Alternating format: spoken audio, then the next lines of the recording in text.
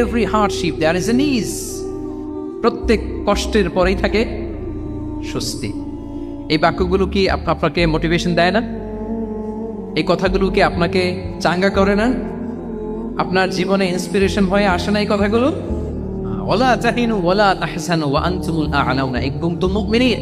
চিন্তা করো না, হতাশ হয়ো না, তোমাদেরই বিজয় হবে যদি তোমরা মুমিন হও। আল্লাহু আকবার।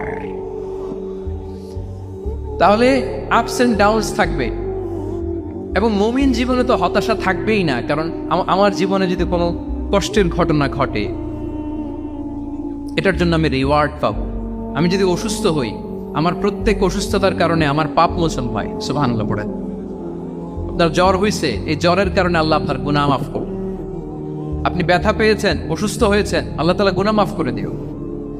তাহলে হতাশার কোনো সুযোগ আছে বলেন? মুমিন জীবনে হতাশার কোনো সুযোগ নেই। রাসূল সাল্লাল্লাহু আলাইহি ওয়াসাল্লাম বলেন।